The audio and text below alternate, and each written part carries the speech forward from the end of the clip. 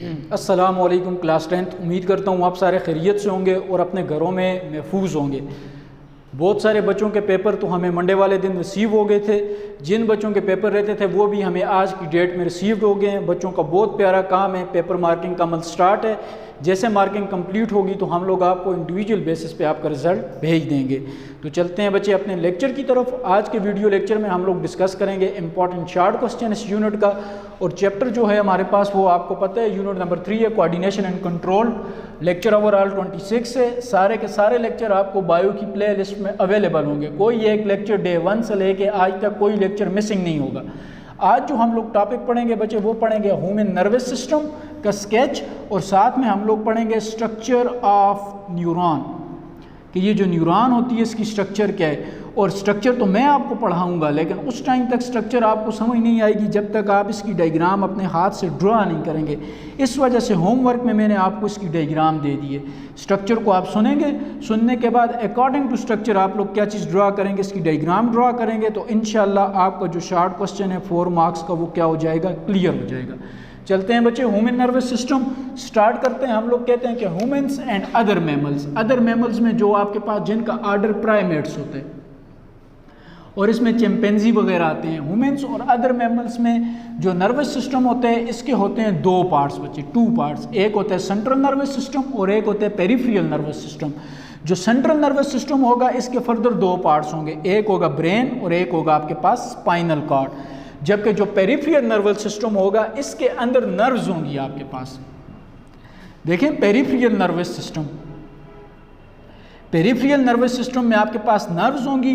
वो वाली नर्व्स आपके पास एराइज होंगी ब्रेन और स्पाइनल कॉर्ड से ये एराइज होंगी, लेकिन वो नर्वस सिस्टम का दूसरा पार्ट बनाएंगी जिसको हम लोग किसका नाम देते हैं, पेरिफेरल नर्वस सिस्टम का नाम देते हैं आपके पास। तो ह्यूमन्स और अदर मैमल्स, अदर मैमल्स से मुराद प्राइमेट्स। प्राइमेट्स की एग्जांपल होती है चिंपैंजी। इनके अंदर हम लोग कहते हैं जो नर्वस सिस्टम होगा इसके कितने पार्ट्स होते हैं बच्चे आपके पास, consist of nervous system consist of 2 parts. Number 1 is central nervous system and number 2 is peripheral nervous system. Then the central nervous system is divided into 2 parts. Number 1 is brain and other 1 is spinal cord.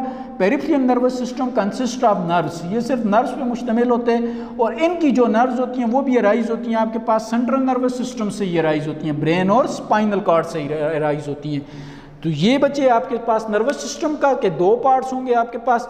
फिर इस nervous system का जो structural unit होगा हम लोग उसको study करेंगे कि इसका स्ट्रक्चरल यूनिट कौन से। तो हम लोग कहते हैं the structural unit of the nervous system is neuron, कि जो स्ट्रक्चरल यूनिट होगा नर्वस सिस्टम का वो कौन सा होगा, न्यूरॉन। इसका मतलब क्या है कि हमारा नर्वस सिस्टम कौन सी चीज़ से मुश्तमिल है, कौन सी चीज़ से बना हुआ है, ब्रेन से। इसका मतलब है ब्रेन के जितने भी पार्ट्स होंगे उनसे कौन सी चीज़ एराइज होंगी, न्यूरॉन्स। और कौन सी चीज़ एराइज होंगी, नर्व्स। और कौन सी चीज़ एराइज होंगी आपके पास, नर्व सेल्स। हम लोग क्या कहते हैं, डेफिनेशन क्या करते हैं, हम लोग कहते हैं कि ये जो न्यूरॉन्स है, ये इस न्यूरॉन की डेफिनेशन क्या होती है आपके पास, कि ये जो न्यूरॉन है ये स्ट्रक्चरल और फंक्शनल यूनिट है आपके पास किसका, structural and the functional unit of nervous system. How we define a term neuron, neuron is defined as the structural and the functional unit of nervous system. तो यहाँ मैंने आपको बताया है कि ब्रेन का जो स्ट्रक्चरल और फंक्शनल यूनिट होगा वो कौन सी चीज़ होगी आपके पास, न्यूरॉन्स। अब देखते हैं बच्चे आज के लेक्चर में हमारा कंसर्न है स्ट्रक्चर ऑफ न्यूरॉन्स के साथ। अब देखें neurons carry nerve impulses. Neuron किस चीज़ को कैरी करते हैं, नर्व इम्पल्स को कैरी करते हैं। इसका मतलब है न्यूरॉन जो होगा ये मैसेज को ब्रेन से बॉडी, ब्रेन से जब बॉडी की तरफ और बॉडी से जब ब्रेन की तरफ लेके आएगा तो किस फॉर्म में लेके आएगा, in the form of nerve impulse. ये चीज़ आप लोगों को पता होनी चाहिए कि ब्रेन से बॉडी की तरफ कोई भी मैसेज जाएगा, ब्रेन से मेरी बॉडी की तरफ मैसेज आए, मैंने ये लाइन लगाई है बोर्ड पे, तो ब्रेन से मेरे मसल्स को मैसेज आया, किस फॉर्म में मैसेज आया, in the form of nerve impulse. फिर दोबारा मेरे मसल्स से जो मैसेज ब्रेन की तरफ जाएगा वो भी किस फॉर्म में जाएगा, in the form of nerve impulse. तो हम लोग कहते हैं न्यूरॉन जो होते हैं ये बॉडी के अंदर मूव करते हैं नर्व इम्पल्स की फॉर्म में। तो नर्व इम्पल्स को आप कैसे डिफाइन करते हैं, नर्व इम्पल्स को हम लोग डिफाइन करते हैं कि नर्व इम्पल्स आपके पास इलेक्ट्रोकेमिकल चेंज होती है न्यूरॉन के अंदर, पूरी की पूरी न्यूरॉन के अंदर। ये न्यूरॉन की स्ट्रक्चर होती है बच्चे, रफ सी स्ट्रक्चर भी मैंने आपको बता दी है। इस पूरी न्यूरॉन की स्ट्रक्चर के अंदर 2 चीज़ें चेंज होंगी, एक इसका इम्पल्स चेंज होगा, इम्पल्स से मुराद इसका करंट चेंज होगा, और दूसरी कौन सी चीज़ चेंज होगी, केमिकल्स। जब करंट, इलेक्ट्रिक करंट और जब केमिकल चेंज होगा इस न्यूरॉन का, तो हम लोग कहेंगे इस न्यूरॉन के ऊपर जो चीज़ जनरेट होगी वो चीज़ कौन सी होगी आपके पास, नर्व इम्पल्स। तो नर्व इम्पल्स को आप कैसे डिफाइन करेंगे कि electrochemical change along the length of neuron. ये आपके पास लेंथ ऑफ न्यूरॉन है। इस न्यूरॉन का जब पोटेंशियल या इस न्यूरॉन का जब आपके पास इलेक्ट्रिक करंट या इसकी जो इंटेंसिटी है वो, और इस न्यूरॉन में जब केमिकल्स की चेंज होगी, कोई चीज़ इससे बाहर और कोई चीज़ इसके अंदर मूव करेगी, तो हम लोग कहेंगे इस न्यूरॉन के ऊपर कौन सी चीज़ क्रिएट हुई है, नर्व इम्पल्स।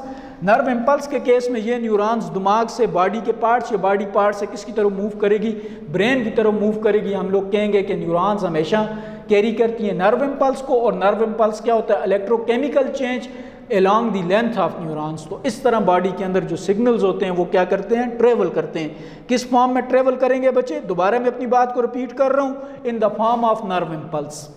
और नर्व इम्पल्स कहाँ पे जनरेट होगी, न्यूरॉन्स के ऊपर। क्लियर बच्चे, आगे चलते हैं जी, स्ट्रक्चर ऑफ न्यूरॉन। तो स्ट्रक्चर ऑफ न्यूरॉन जब हम लोग देखते हैं तो हमें पता चलते हैं न्यूरॉन्स के टोटल होते हैं 3 part. How many parts of neuron, there are 3 parts of neuron. Which one, number 1 is a cell body, number 2 is a dendrites and the third one is a axon. Cell body, dendrites and axon. तो there are the 3 parts of a typical neuron. किसी भी typical neuron के कितने parts होंगे आपके पास, 3 parts होंगे। First one is a cell body. चलें डिफाइन करते हैं सेल बॉडी को। अब देखें सेल बॉडी, यहाँ पे सेल कौन सा होगा आपके पास, न्यूरॉन का, इसके पास बॉडी होगी, इसका मतलब है प्रॉपर सेल होगा। जब ये सेल है तो एनिमल सेल है, इस केस में कौन सी चीज़ होगी, आउटर लेयर, सेल मेम्ब्रेन। हम लोग कहेंगे सेल को कवर करने के लिए आउटर मेम्ब्रेन जो होगी वो होगी आपके पास सेल मेम्ब्रेन। तो सेल बॉडी को कवर करती है सेल मेम्ब्रेन। सेल मेम्ब्रेन के अंदर साइटोप्लाज्म भी होते हैं, न्यूक्लियस भी होते हैं, एंड ऑर्गेनेलीज आर प्रेजेंट। कौन कौन सी ऑर्गेनेलीज होती हैं बच्चे, माइटोकॉन्ड्रिया भी होती है, गोल्जी बॉडीज़ भी होती है, एंडोप्लाज्मिक रेटिकुलम भी होती है। तो इसका मतलब है कि न्यूरॉन का जो सेल बॉडी वाला पार्ट होगा, इस तरह जिस तरह अमीबा की स्ट्रक्चर होती है, ये पार्ट आपके पास कौन सा होगा, सेल बॉडी। इसको कवर करने के लिए ये जो ब्लैक कलर की आउटर लेयर आपको नज़र आ रही है, इसको नाम दे देते हैं कि ये आपके पास सेल मेम्ब्रेन है, अंदर न्यूक्लियस होगा। फिर ये रेड कलर का सारा आपको साइटोप्लाज्म भी नज़र आ रहा होगा। इसके अलावा कौन सी चीज़ होगी, ऑर्गेनेलीज होंगी। कौन कौन सी ऑर्गेनेली होगी, माइटोकॉन्ड्रिया। इसका मतलब क्या है कि माइटोकॉन्ड्रिया क्या चीज़ जनरेट करती है, एटीपी। तो न्यूरॉन्स को भी नर्व इम्पल्स को मूव करवाने के लिए किस चीज़ की ज़रूरत होगी, एटीपी की। इस वजह से सेल बॉडी के पास माइटोकॉन्ड्रिया प्रेजेंट होते हैं। जब कोई भी रिएक्शन होते हैं तो वेस्ट प्रोड्यूस्ड होते हैं, इसका मतलब है न्यूरॉन्स के अंदर भी वेस्ट होगा, तभी गोल्जी बॉडीज प्रेजेंट है आपके पास। एंडोप्लाज्मिक रेटिकुलम, यही न्यूरॉन्स आपके पास क्या चीज़ करवाती है, प्रोटीन सिंथेसिस करवाती है। इस वजह से इसके अंदर कौन सी चीज़ प्रेजेंट है, एंडोप्लाज्मिक रेटिकुलम भी प्रेजेंट है। तो ये सेल बॉडी है। सेल बॉडी, सेल कौन सा होगा, न्यूरॉन का। न्यूरॉन के सेल को कवर करेगी सेल मेम्ब्रेन। इसके अंदर साइटोप्लाज्म, न्यूक्लियस और ऑर्गेनेलीज प्रेजेंट होगी। कौन कौन सी ऑर्गेनेलीज होंगी, mitochondria, Golgi body, endoplasmic reticulum. Clear बच्चे। नेक्स्ट पार्ट है आपके पास डेंड्राइट्स। अब डेंड्राइट्स को कैसे डिफाइन करेंगे, the finger like projections that arises from cell body. ये आ गई बच्चे सेल बॉडी। इस सेल बॉडी से इस तरह की जो फिंगर लाइक प्रोजेक्शन निकलेंगी वो एक भी हो सकती हैं, 2 भी हो सकती हैं, एक से ज़्यादा भी हो सकती हैं। और इन डेंड्राइट की बेस पे हम लोग टाइप्स बनाते हैं। किस चीज़ की टाइप्स बनाते हैं, न्यूरॉन्स की। कि न्यूरॉन की जो टाइप्स बनती हैं वो किस बेस पे बनती हैं, डेंड्राइट्स की बेस पे बनती हैं। तो मैंने आपको अभी बताया कि डेंड्राइट्स क्या चीज़ होती हैं, the finger like projection that arises from cell body. इस तरह की जो फिंगर लाइक प्रोजेक्शंस होती हैं उनको किसका नाम देते हैं, डेंड्राइट्स। इनका फंक्शन क्या होता है, इनका फंक्शन है कि ये जो नर्व इम्पल्स होती है इसको लेके आते हैं सेल बॉडी की तरफ। कैसे बचे, कैसे सेल बॉडी के पास लेके आते हैं। लेट्स सपोज ये एक आपके पास न्यूरॉन की सेल बॉडी है, ये उसके डेंड्राइट्स हैं। ये एक दूसरी आपके पास न्यूरॉन है, ये उसके सेल बॉडी है। इस तरफ आपके पास एक्सॉन होता है, इसका भी इधर आपके पास कौन सा पार्ट होगा, एक्सॉन। अब इस वाला जो मैसेज होगा वो एक्सॉन की मदद से मूव करता करता इस न्यूरॉन के सबसे पहले किसके पार्ट आएगा, डेंड्राइट के पास।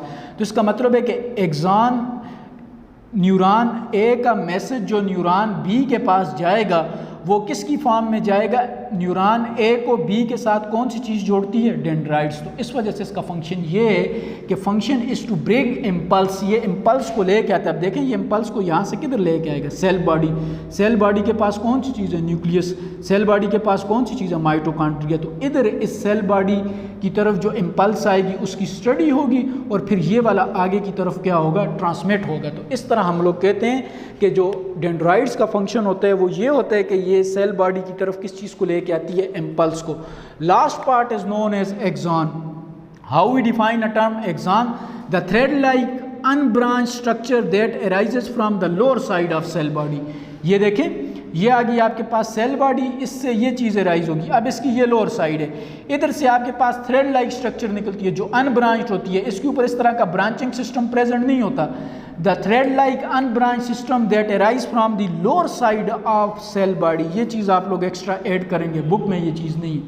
That arises from the which side, lower side, lower side of cell body से जो चीज़ राइज होगी उसको हम लोग किसका नाम देंगे, एक्सॉन का। अब ये क्या करेगी, take impulse from cell body. इस सेल बॉडी के पास मैसेज इस डेंड्राइट की मदद से आया, अब इसका मैसेज आगे किसकी मदद से जाएगा, इस एक्सॉन्स की मदद से जाएगा। तो what is the function of axon, function of axon ये है कि ये क्या करेगा, आपके पास इम्पल्स को किस से लेके जाएगा, सेल बॉडी से लेके जाएगा। It take impulse from cell body, cell body से दूर लेके जाएगा। अब ये देखें ये इधर से ले गया, आगे आपके पास दोबारा इस तरह का न्यूरॉन प्रेजेंट होगा, ये उसका सेल बॉडी आ गया, ये उसके डेंड्राइट्स हो गए। ये एक्सॉन से मैसेज कौन सी चीज़, नर्व कौन सी, इम्पल्स कौन सी चीज़ लेगी, डेंड्राइट्स, डेंड्राइट सेल बॉडी को देंगे और सेल बॉडी का काम, सेल बॉडी किसको देंगे, एक्सॉन्स को। तो इसका मतलब क्या हुआ आपके पास कि ये जो थ्रेड लाइक स्ट्रक्चर होगी इसका काम होगा कि ये इम्पल्स को किस से लेके जाएगा, सेल बॉडी से दूर लेके जाएगा, सेल बॉडी से लेके जाएगा। अब फिर इस एक्सॉन्स की आपके पास टू टाइप्स होती हैं, एक होते हैं माइलेटेड और एक होते हैं नॉन माइलेटेड। जो माइलेटेड होते हैं आसान अल्फाज में इसके ऊपर कवरिंग होती है बच्चे, किस चीज़ की कवरिंग होती है, लिपिड्स की, या इसके ऊपर माइलेटेड शीट प्रेजेंट होती है। बुक के अंदर लिखा होगा माइलेटेड शीट, तो माइलेटेड शीट का मतलब है कि इसके ऊपर कवरिंग होगी लिपिड्स की। नॉन माइलेटेड का मतलब ये होगा कि इसके ऊपर किसी किस्म की कवरिंग नहीं होगी, हैविंग नो कवरिंग, किसी किस्म की कवरिंग नहीं होगी। किस चीज़ की कवरिंग नहीं होगी, लिपिड्स की, और किसी किस्म की कवरिंग या माइलेटेड शीट प्रेजेंट नहीं होगी। फिर ये जो माइलेटेड न्यूरॉन है इसको डिस्कस किया हुआ है कि कवर्ड बाय लिपिड लेयर, अभी हम लोगों ने डिस्कस की है।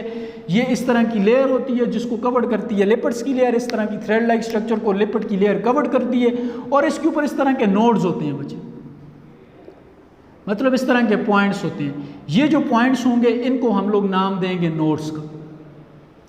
ये पॉइंट्स क्या चीज़ हैं आपके पास, नोड। और एक ये जो नोड्स हैं आपके पास, ये नोड्स, ये नोड है आपके पास, ये नोड्स हैं, एक्सॉन के ऊपर ये नोड है, ये नोड है। अब देखें distance between two nodes is covered by Schwann cells, तो इसका मतलब है दो नोड्स के दरमियान जो डिस्टेंस होगा ये वाला, इस डिस्टेंस के दरमियान जो सेल्स होंगे वो सेल्स कौन से होंगे आपके पास, शेवान सेल्स। अब देखें ये एक्सॉन, एक्सॉन के ऊपर कौन से पॉइंट्स होंगे आपके पास, हम लोग कहेंगे प्रॉपर गैप होगा, उन गैप्स को हम लोग नाम दे देंगे नोड्स का। इन नोड्स को नोड्स ऑफ रेनिवर्स भी कहते हैं क्योंकि जिस साइंटिस्ट ने डिस्कवर किया था उसका नाम था आपके पास रेनिवर्स। तो इस वजह से हम लोग कहते हैं माइलेटेड न्यूरॉन्स के ऊपर जो गैप होगा उसको किसका नाम देंगे, नोड्स ऑफ रेनिवर्स। और इन नोड्स ऑफ रेनिवर्स के दरमियान, ये इनके दरमियान जो डिस्टेंस होगा, इस डिस्टेंस को कवर करने वाले जो सेल्स होंगे वो कौन से सेल्स होंगे आपके पास, शेवान सेल्स। तो how we define a term Schwann cells, the distance between two nodes, ये दो नोड्स के दरमियान डिस्टेंस है, ये एक नोड ये दूसरा नोड, इनके दरमियान ये डिस्टेंस है। इस डिस्टेंस को कवर करेगी कौन सी चीज़, शेवान सेल्स। और नोड्स क्या होंगे आपके पास, एक्सॉन्स के ऊपर पॉइंट्स जहाँ से एक्सॉन्स क्या होगा, डिवाइड होगा, उसको हम लोग नाम देंगे नोड्स का। ये सारे के सारे नोड्स और जो शेवान सेल्स होंगे ये किसके ऊपर प्रेजेंट होंगे, माइलेटेड न्यूरॉन्स। माइलेटेड न्यूरॉन्स कौन सी होती हैं, जिनको कवर्ड किया होता है लिपिड की लेयर ने। नॉन माइलेटेड न्यूरॉन्स कौन सी होती हैं, जिनके ऊपर लिपिड की लेयर नहीं होती। माइलेटेड न्यूरॉन्स के ऊपर फिर आपको नोड्स और शेवान सेल्स का पता होना चाहिए कि नोड्स किसको कहते हैं और शेवान सेल्स किसको कहते हैं। तो बच्चे ये तो हर पार्ट के साथ मैंने आपको उसकी डायग्राम बना के समझाया है। आपको ये सारा स्ट्रक्चर ऑफ न्यूरॉन उस टाइम समझ आएगा जब आप इसकी डायग्राम बनाओगे। यही आपका होमवर्क है। यही होमवर्क करने के बाद आप अपने ग्रुप में भेज देंगे और आपका कोई भी क्वेश्चन हो इस टॉपिक से रिलेटेड वो भी आप पूछ सकते हैं। नेक्स्ट वीडियो लेक्चर में आएंगे तो आगे डिस्कस करेंगे कि हमारे पास जो टाइप्स ऑफ न्यूरॉन्स होती हैं वो क्या होती हैं। तब तक अपना ख्याल रखिएगा। शुक्रिया, वस्सलाम, खुदा हाफिज़।